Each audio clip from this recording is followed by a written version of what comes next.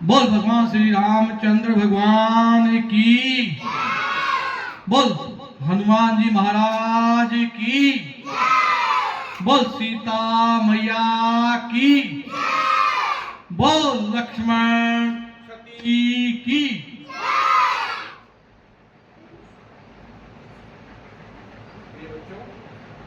आज का दीपोत्सव कार्यक्रम सारांश कोचिंग सेंटर के द्वारा आप सभी की मनोकामना, इच्छा, अभिलाषा को ध्यान में रखते हुए हर्षोल्लास के साथ मनाया जा रहा है।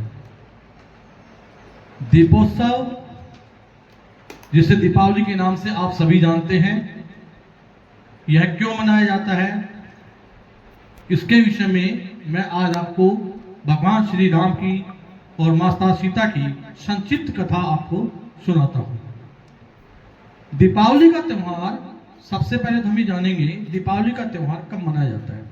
दीपावली का त्योहार अमावस्या तिथि को, कार्तिक महीना, और अमावस्या तिथि जब आती है कार्तिक महीने में, उस दिन दीपावली का त्योहार पूरे भारतवर्ष में बड़े हर्षोल्लास के साथ मनाया जाता है। और आजकल तो केवल भारत देश में नहीं बल्कि विदेशों में भी दीपावली का महोत्सव बड़े धूमधाम से खुशी के साथ मनाया जाता है। यह क्यों मनाया जाता है, इसके पीछे क्या कारण है, वह मैं आज आपको बताता हूं। ध्यान से सुनेंगे कि भगवान श्री राम को 14 वर्ष का वनवास मिला था। अब 14 वर्ष का वनवास क्यों मिला, इसके बारे में आपको संक्षिप्त बता सुनाता हूं। भगवान राम राजा दशरथ के सबसे बड़े पुत्र थे। इनके 3 छोटे भाई थे, जिनका नाम भरत, लक्ष्मण और शत्रुघ्न था। भगवान श्री राम अपने माता पिता के सबसे ज्यादा लाडले और आज्ञाकारी पुत्र थे। पिता की हर आज्ञा का पालन करना वो अपना धर्म मानते थे, अपना कर्तव्य मानते थे।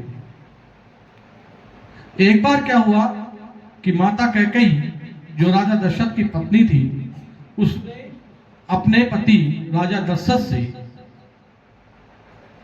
2 वरदान मांगे, और उस 2 वरदान के अंदर उन्होंने ये मांगे कि मेरे पुत्र भरत को राज तिलक हो और राम को 14 वर्ष का वनवास मिले।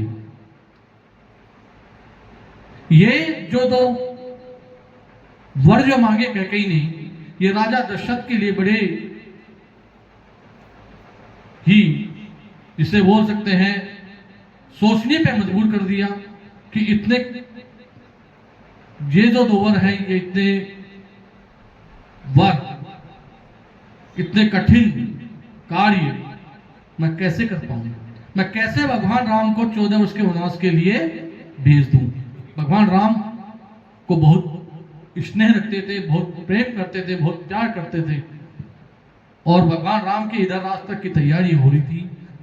तो राजा दशरथ जो थे वो बड़े सोच में पड़ गए, शंका में पड़ गए। लेकिन क्योंकि वचन दे दिए थे और सूर्यवंशी राजा दशरथ जो थे, उनको अपने वचनों का पालन करना अनिवार्य था, और इस प्रकार वो भगवान श्री राम को 14 वर्ष के वनवास के लिए आज्ञा दे देते हैं, और भगवान 14 वर्ष के वनवास को सहज खुशी खुशी स्वीकार कर लेते हैं। और वहां से राजमहल से लक्ष्मण और सीता के साथ वो वनवास को चले जाते हैं। वहां जब वनवास में जीवन यापन करते हैं तो वहीं पर एक से बढ़कर एक राक्षस उनके सामने आते हैं, उनके जीवन को दुष्कर बनाने का प्रयास करते हैं। लेकिन राम और लक्ष्मण बड़ी निडरता से, निर्भीकता से उन सब राक्षसों का संहार कर देते हैं, उनका वध कर देते हैं। समय गुजरता जाता है। एक बार शूर्पणखा आती है इनकी कुटिया के पास और कहती है कि मैं तुमसे विवाह करूंगी। राम से कहती है, तो राम कहते हैं कि मेरे से छोटा भाई है, मैं तो विवाह हितु हूं, मैं तो शादीशुदा हूं, मेरी तो पत्नी है, तुम मेरे छोटे भाई के पास चली जाओ, वो तुमसे विवाह कर लेगा। अब शूर्पणखा लक्ष्मण के पास चली जाती है कि मैं तुमसे विवाह करूंगी। लक्ष्मण को कुछ हरकत सूझती है और वो क्या करता है, छुरी से शूर्पणखा का नाक और कान काट देता है। इससे शूर्पणखा नाराज होकर के अपने भाई रावण के पास जाती है और रावण से शिकायत करती है कि ऐसे से मेरे नाक और कान काट लिए गए। तब रावण मारीच जो उसके मामा थे उनको बुलाते हैं और उनको कहते हैं कि तुम इस प्रकार सोने के हिरण का रूप धारण करो और मैं सीता का हरण कर लूंगा। और इस प्रकार भगवान राम जो थे वो आराम से जंगल में वन में अपना समय निकाल रहे थे, लेकिन मारीच जो था वो रावण के कहने पे सोने का मृग बन करके और छल करके राम और लक्ष्मण को दूर देके चला जाता है और इधर रावण सीता का हरण कर लेता है। सीता को लंका में अशोक वाटिका, अपनी जो वाटिका थी वहां उसको रखता है। राम और लक्ष्मण जब अपनी कुटिया में आते हैं, सीता माता को नहीं पाते, तब वो वन वन भटकते हैं और सीता की खोज करते हैं। थोड़े समय के गुजरता है, जब आगे बढ़ते हैं तो उनकी मुलाकात हनुमान जी से होती है। हनुमान जी सुग्रीव से उनकी मित्रता कराते हैं और सुग्रीव की जो पत्नी थी उसको बाली, उसका जो बड़ा भाई था बाली, उसने अपने बंधन में ले रखा था।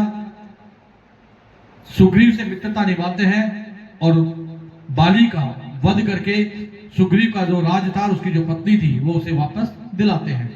सुग्रीव भी उनको वचन देता है कि मैं तुम्हारी पत्नी को खोजने में पूरा सहयोग दूंगा।